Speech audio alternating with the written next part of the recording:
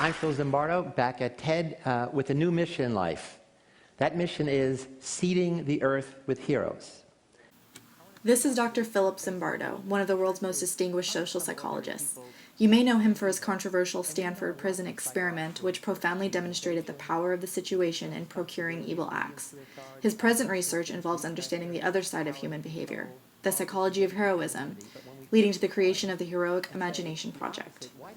What we do know is that the very same situation that inflames the hostile imagination of some people, making them perpetrators of evil and villains, that situation also provides opportunity for others to instill the heroic imagination. Creating small but significant changes in perception can have a lasting impact on the thoughts and behaviors of individuals and groups. The Heroic Imagination Project creates these structural changes through what Dr. Zimbardo calls interventions and uses ideas from social and cognitive psychology to lead to these drastic improvements. But what areas of life are in need of such drastic improvement? Let's take a look at a phenomenon called the bystander effect. It is a very common social situation shared among strangers that too often ends in tragedy. There are social and psychological forces at work within a group of strangers that keep ordinary individuals from helping someone in need, even though they are perfectly capable of helping. The more people there are, the less likely someone will help. In some cases, it can look like this. Watch a pickpocket in action. The woman with the rucksack is his victim, and the man in the grey top on the left is the thief. Except they're both acting. In fact, everyone in the queue is with us, apart from the man in the blue shirt. As the thief moves in, will our bystander notice?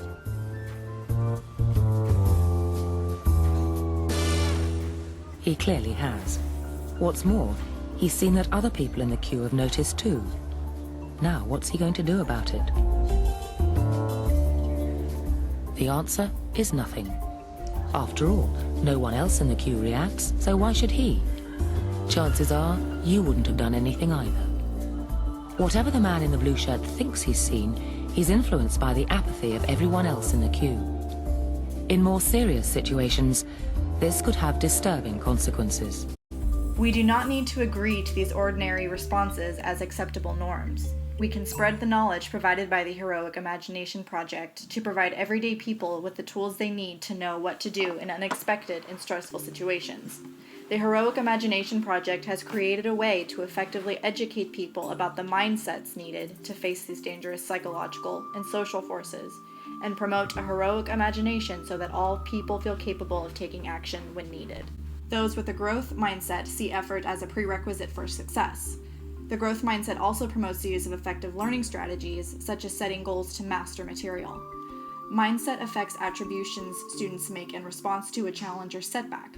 In other words, it affects why people think things happen. Those with a growth mindset attribute setbacks to the effort they put and the difficulty of the task. Their motivation remains high throughout a challenging task. The problem with this is that research shows students are evenly divided in their beliefs in fixed or growth mindsets, regardless of their abilities.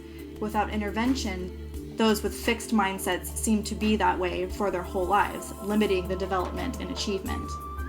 Schools that focus on high performance, IQ, and standardized testing unknowingly push students towards a fixed mindset. A solution to this problem can be found in the construction of jigsaw classrooms.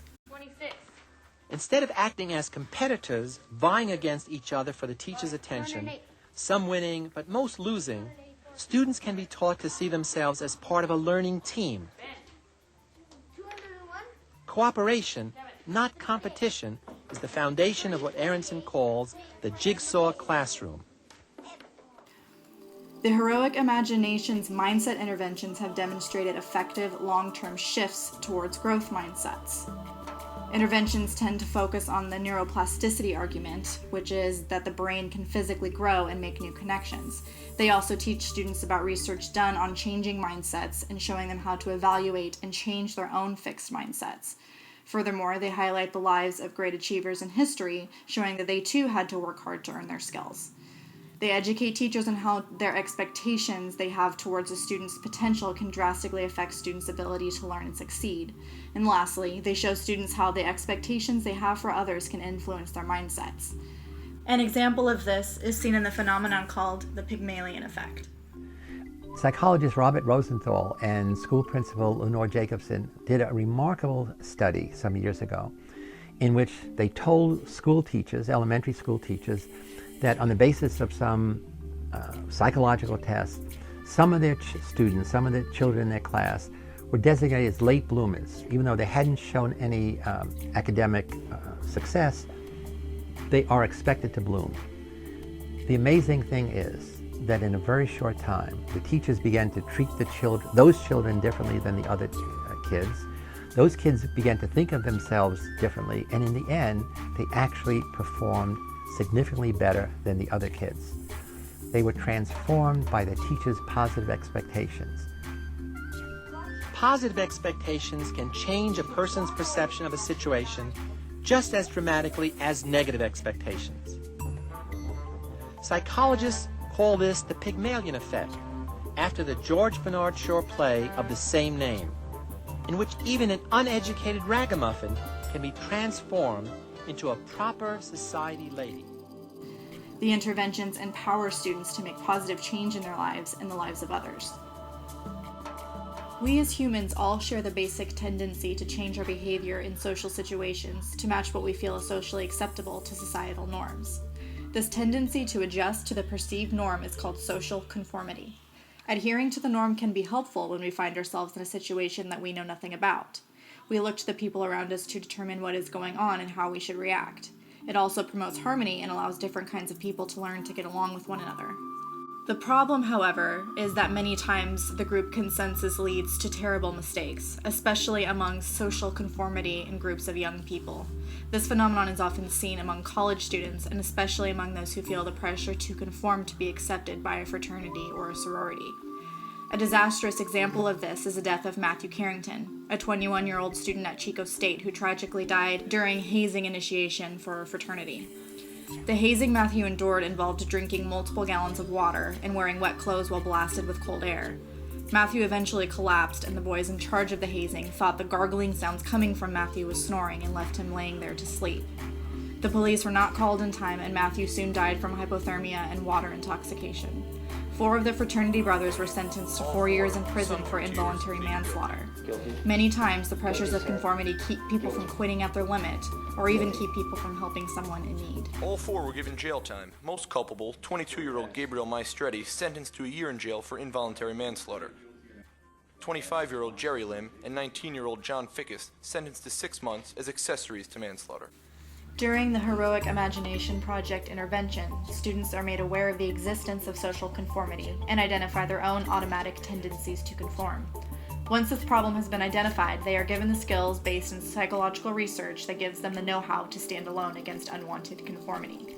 The idea that a single voice can bring reason to a bad social consensus is emphasized. The concepts of mindset and social conformity facilitate our understanding of the bystander effect. Although it is human instinct to be helpful and compassionate to one another, strong social and psychological forces cause people to feel confused and insecure in emergency situations, which keeps them from helping others in need and becoming helpless bystanders. This tendency to stand by and do nothing during an emergency is called the bystander effect. There are many reasons why people don't step in and help. It could be dangerous to help a stranger. It could be inconvenient and time-consuming to help a stranger. Or, even more common, someone else will step in and they will probably be more equipped to help. The less obvious reasons involve social conformity. If you see that other people in the group are not helping, then you probably won't step in either, as seen earlier with the man in the blue shirt. In a popular experiment called the smoke-filled room study, a participant is asked to fill out a questionnaire alone in a room. Soon, smoke begins to pour in from the adjacent room, and the participant quickly looks for help. But a participant filling out a questionnaire in a room with multiple Confederates simply ignores the smoke after noticing that the others are ignoring it too. The bystander effect also has a history of tragedy, as seen in the shocking case of Kitty Genovese. In 1964, 38 New Yorkers watched through their windows as one of their neighbors was brutally murdered. Her name was Kitty Genovese, a 28-year-old woman. The Genovese incident, where a young woman coming home late at night from her work was assaulted by somebody who was one of those random, crazy people. Kitty was running up the block, and Winston Moseley ran after her. until she reached the midpoint of the block, almost directly under this street light. Mosley caught up with her and stabbed her 4 times in the back. Her screams were loud, unmistakable, and reverberated throughout the entire area. Lights went on in the windows around the courtyard, so we know that people were seeing this. Nobody called the police. Somebody who lived on the 7th floor opened his window and yelled out, "What's going on down there?" When Mosley heard somebody yelling out, he ran back to his car. Kitty was still alive. She managed to get up. She staggers around the corner here, still screaming. People in that building heard her as well, and she collapses inside this hallway. There's one apartment above there. It was occupied by Carl Ross. Carl opened his door at the time that Mosley returns, and he saw the second attack taking place. And he did nothing. After stabbing Kitty another 8 times in this very hallway, the killer ran away, leaving Kitty to bleed to death. Everyone holds the capability to help in a wise and effective manner, but it may take some practice of imagining real-life emergencies. The Heroic Imagination Project Interventions uses this technique to teach ways of overcoming the pressure to watch, wait, and do nothing.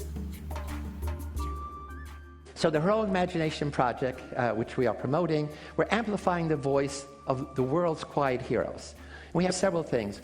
We want to promote new research, new education, new networks, to promote the heroic imagination and empower ordinary people of all ages and all nations to engage in extraordinary acts of heroism. In doing so, we believe that heroism is the antidote not only to public indifference, but to systemic evil, transforming compassion into heroic action.